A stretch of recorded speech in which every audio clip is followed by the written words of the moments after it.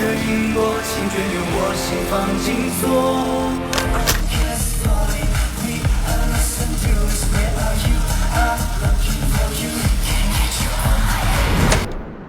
文艺星火，时代同行。环球时报的朋友们，大家好，我是刘宇。我觉得今天舞台也是我新的 EP 当中的一首未发布的新歌，然后属于是我自己特别代表性的国风的一个舞台，会比较独特。国风舞台呢，其实今天也会给大家带来和往常不太一样的一些设计，就比如说会用到扇子啊，用到一些古典舞的元素在里面。其实原曲它讲的是特别甜蜜，特别的热情的这种感觉。我可能会比较觉得这个歌词可能要改的有一点点更深刻的故事，要把它改得更加的独特，所以我们就把这个歌词改了一点比较遗憾的情绪进去，让它原本甜蜜的氛围变成了一点点小悲伤但是它整体的编曲还是非常的轻快的感觉，所以大家听到和看到是两种不一样的感觉。我觉得它一定要是像一股微风一样吹到我们身上的这种感觉，而不是说国风文化它像是一场大风一样强硬着让你去接受。我觉得这个是一定要掌握好的一个点，因为从小我一直在学习国风文化和从事这个职业，所以对于我来说，国风已经成为了我生命当中必不可少的一部分。那对于我来讲，自己的音乐作品和舞台作品，包括妆造，种种一切都要融合进来。现在不是一个挑战题，它是一个如何把国风舞台做得更加的新颖，更加的让观众耳目一新的这种感觉。我觉得这个课题是我目前来说比较重要的。我觉得是国风赋予我们生命力，而不是我们赋予国风生命力。我们中华文化传承这么几千年，其实对我们来说有很多不断的可以让我们学习的地方，我们只是把它曾经的辉煌，或者是通过我们的艺术加工，让它焕发出新的风貌，然后展现在观众面前。其实能做的还有很多吧，而且观众没有看到的也有很多。首先得认真学习，这是真的，就是你得去不断的去拓展你的知识面，然后再把你所认为好的一些你想做的作品再和传统文化去进行结合，那这样可能观众能够通过你的作品看到你背后的用心，对，这个我觉得就值得了。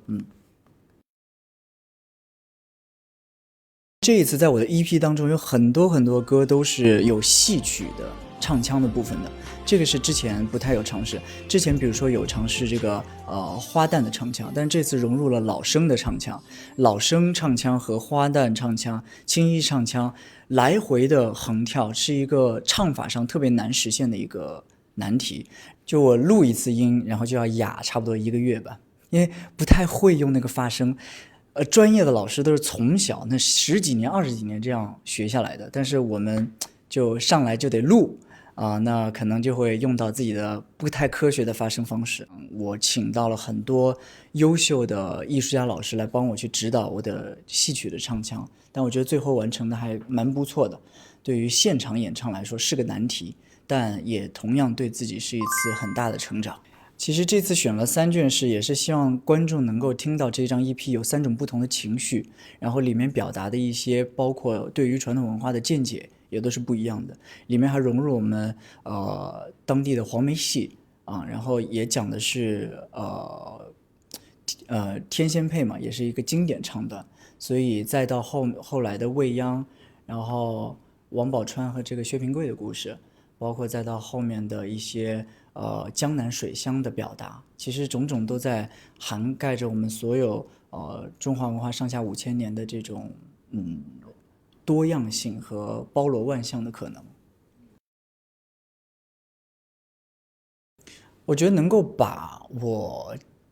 目前学习到的和能展示的一些国风文化能够带到不同的国家去展示，其实是一件很幸运的事情，因为你只要是通过他们可能不太了解到的这样的一个面貌去见到他们，他们一定会发问，然后一定会感兴趣，这个时候就是你输出的一个好机会了。其实中华文化很难用这个翻译的很精确的一些话语去输出。那我觉得最好的表达就是作品，因为我觉得艺术是无国界的。对，大家能够看懂你的艺术，看懂你的舞台，欣赏你的舞台，那就是最好的文化输出。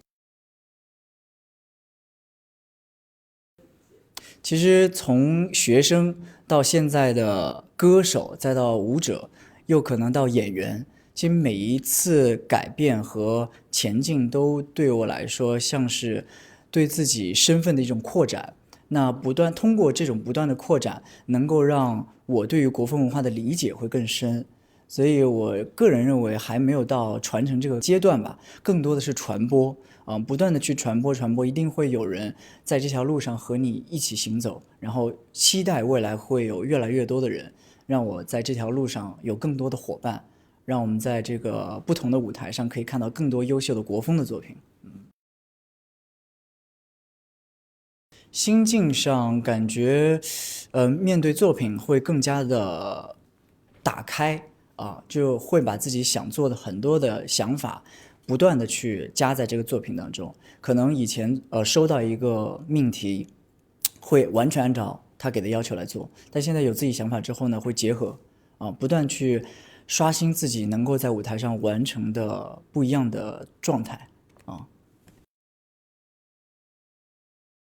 这种想法我觉得还可能是一两年前吧，一两年前觉得真实的表达可能会对于完美的表达来说更加打动人。可能我现在完美的表达出来，大家在看这份采访的时候就觉得哦，他回答的蛮好的，但是他可能听不到一些真实的东西，这对于我来讲可能会损失一个和观众面对面交流的这样的一个机会啊。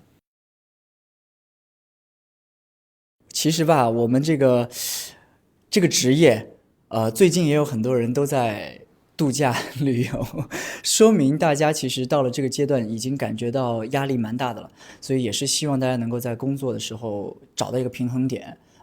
不用特别的给自己灌输很大压力。对，我觉得有的时候舒压是对新的作品一种更好的诠释。其实目前来说，音乐风格探索的蛮多的了。那可能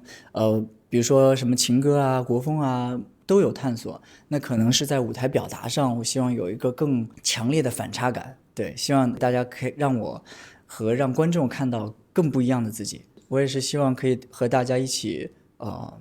通过不一样的舞台吧，然后不同的城市，然后不同的地方的传统文化，去让大家面对面的去看到我的演出。因为现在大家线下来看我都会穿着这个国风的服饰，我也感觉挺自豪的，所以多多见面就好了。